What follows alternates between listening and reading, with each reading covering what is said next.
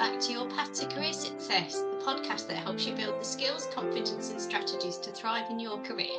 I'm Catherine, your host, and today we're continuing phase 2 of our journey, positioning for executive opportunity.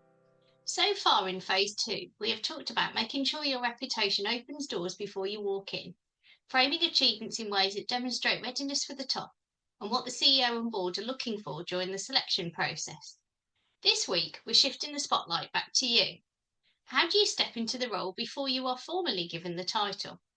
Because here's the truth, promotions to the executive level rarely come as a surprise. Long before the decision is made, senior leaders are quietly scanning for who already shows up as if they belong at that table. The mindset shift is this: you don't get promoted and then become an executive. You start behaving like one now, so the promotion feels inevitable. What I'll share in this episode. In this conversation today, I'll walk you through the 3 signals that mark someone as executive ready, practical ways to act like an executive before you hold the title, common traps that stop talented leaders from being seen as promotable, and a reflection exercise to start embodying your next role today. Stepping into executive leadership isn't just about achieving results, it's about signalling to others that you're ready to operate at that next level. Beyond technical expertise or strong performance, leaders who are seen as executive ready consistently demonstrate a distinct presence, mindset, and way of engaging with others that inspires confidence. These signals are often subtle but powerful, shaping how peers, senior leaders, and stakeholders perceive a person's readiness to lead at the top. We'll now explore the 3 defining signals that mark someone as truly executive ready. Number 1, enterprise thinking. Executives don't only optimise their function, they make decisions through the lens of the entire business. At this level, your credibility comes from your ability to demonstrate that you understand trade-offs, dependencies, and consequences that ripple across the whole enterprise. It's no longer about my team, my goals. It's about the organisation, the system, and long-term resilience. When you show enterprise thinking, you position yourself as someone who is not only solving today's problems, but also shaping tomorrow's possibilities. Imagine you're in a budget review meeting. A functional leader says, I need more headcount in my team because demand is growing. That's a valid point, but it's narrow. An enterprise-ready leader might say instead, if we redirect headcount here, it will increase capacity in my team, but it may also create a strain in IT and finance. Here's how I suggest we balance resources so we can meet demand without creating downstream bottlenecks. Same issue, but reframed for the enterprise. So here's a practical approach. Start framing updates, proposals and conversations in enterprise terms. Instead of, my department reduced costs, say, we reduced costs in a way that strengthened the organisation's ability to invest in growth. Instead of, this improved my team's performance, say, this created a ripple effect across the business. And when presenting an idea, add, here's how this decision will affect finance, operations, customers and our brand in the next 12 to 24 months. So here's a stretch action for you. Proactively scan outside your lane. Read analysis reports, industry briefings and competitor news, not just updates in your function. Bring one insight into your next leadership conversation that connects your team's work to wider market shifts. So take one project you're working on right now and rewrite the way you describe it so it speaks to enterprise value, not just team outcomes. Ask, if I were the CEO, why would this matter? Number 2, gravitas and presence. Executives inspire confidence not just in what they know, but in how they carry themselves. Gravitas is that sense of calm authority, the ability to project steadiness, credibility and perspective even when under pressure. It's not about dominating the room or speaking the loudest, it's about creating trust. When you speak, people listen. When situations get messy, people look to you for stability. And remember, gravitas is built in the micro moments. How you answer a tough question, how you carry yourself when plans change, how you treat people when no one is watching. Those are the signals people remember. Picture this. You're presenting a project update to the senior team and someone asks a difficult, unexpected question. A reactive leader might panic, speak too fast or overload on detail. An executive-ready leader pauses, takes a breath and calmly says, that's a great question. Here's how I see it. That moment of composure does more to establish executive presence than the entire presentation. Practice executive presence in everyday moments. In meetings, listen first, then speak with clarity and brevity. The fewer words, the more impact. In presentations, focus on the so what for the organisation, not every detail of execution. Senior leaders don't want the weeds, they want the insight. And in conflict, model balance and composure, even when others are reactive. The room calibrates itself to the steadiest person in it. Make that you. So ask for feedback from a trusted peer. When I speak in meetings, do I come across as concise and confident, or rushed and detailed? Then practice one behaviour shift, such as slowing your pace, lowering your tone, or pausing to let your words land. So ask yourself, when I walk into a room, do I shrink, blend in, or signal leadership presence? Choose one behaviour this week, perhaps holding eye contact longer, or framing ideas at the enterprise level that helps you step into that presence more fully. Number 3, peer level engagement. At the executive table, you are expected to engage colleagues as peers, not just as bosses to impress or sponsors to please. This shift is critical. Your ability to treat senior leaders as collaborators signals you belong at their level. If you only defer, you look like a capable operator. If you contribute as a peer, you look like a future enterprise leader. The executives who get promoted are those already leaning into enterprise conversations, bringing insights that cut across silos and building trust with their peers at the top table. Imagine you're in a cross-functional meeting and the CFO lays out a plan. One leader says, "Understood, I'll adjust my team's targets." That shows compliance, but not peer-level engagement. Another leader might say, "I see how this strengthens our financial position. Let me share how it may impact customer delivery timelines and how we could mitigate that together." That's collaboration, not deference. It positions you as a peer contributor at the top table. So here's a practical approach. Join cross-functional initiatives where you can influence beyond your lane. This shows you can create value across the enterprise.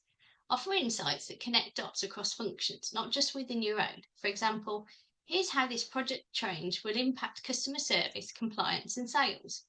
And treat senior leaders as collaborators, not gatekeepers. Bring them ideas, perspectives, and questions, not just updates or approvals. Actively invest in peer relationships. Ask yourself, do I have allies in at least 3 of the functions? If not, set up a lunch, coffee, or informal check-in. Executives are judged not only by what they know, but also by the alliances they can mobilise. So this week, find one conversation where you can elevate your contribution from functional to enterprise-wide. Practice speaking as if you're already part of the top team. Notice how differently others respond when you shift from tactical detail to enterprise perspective. So here's some common traps to avoid. Even strong leaders can unintentionally undermine their own readiness if they fall into these traps. The good news, once you spot them, you can shift out of them quickly. Trap 1, waiting for permission. This is the mindset of, once I'm promoted, then I'll act like an executive. The reality is the opposite. Executives are chosen because they already behave like they belong at that level. So picture 2 directors. One says, when I'm on the executive team, I'll start engaging in enterprise strategic conversations. The other is already contributing perspectives that span beyond their function, showing curiosity about market trends and raising questions that affect the whole business. Which one looks promotable to you? So don't wait. Start acting today as if you already sit at the top table. Engage in discussions with that mindset, frame your work in enterprise terms, and demonstrate steady leadership presence now. Trap 2, over-identifying with your current role. Some leaders tie their entire identity to their title or function. I'm the head of marketing, or I run operations. That's too narrow. Executives are valued for their leadership capacity, not the functional badge they wear. I once coached a brilliant leader who introduced themselves at every meeting with, "I'm here to represent HR." That anchored them as a departmental voice. Contrast that with a leader who frames their role as, "I'm here to ensure we make people decisions that strengthen the whole organisation." Same background, but one sounded siloed, while the other sounded enterprise-ready. So reframe your self-story. Instead of defining yourself by your function, describe your contribution in terms of enterprise value. Trap 3, only looking upward. It's tempting to focus only on impressing bosses and sponsors, answering upwards while ignoring the importance of peers and cross-functional relationships. But promotions at the top aren't won by being the favourite of your boss. They're won when peers in the wider system see you as a credible, collaborative and trustworthy. Imagine two candidates up for the same promotion. One has the CEO's ear, but a reputation for being competitive with peers. The other has built strong alliances across finance, operations and sales. Who will the CEO and board feel safer elevating? Almost always, the one with allies, not just a boss's endorsement. So balance upward visibility with peer-level credibility. Make sure your peers would describe you as someone they want beside them at the top table. If you recognise yourself in one of these traps, don't beat yourself up. Just choose one shift this week. Start acting before you're invited. Broaden your identity beyond your current role and build trust sideways, not only upwards. These small shifts compound into the signal, this person is already an executive. So here's a reflection exercise for you, the future self-test. This week, I want you to practice the future self-test, a technique designed to help you bridge the gap between who you are today and the executive leader you aspire to become. This exercise encourages self-awareness, intentional action, and reflection on the impact of your growth. Step 1. Visualise your future self. Take a few quiet minutes to imagine yourself already in the executive role you aspire to.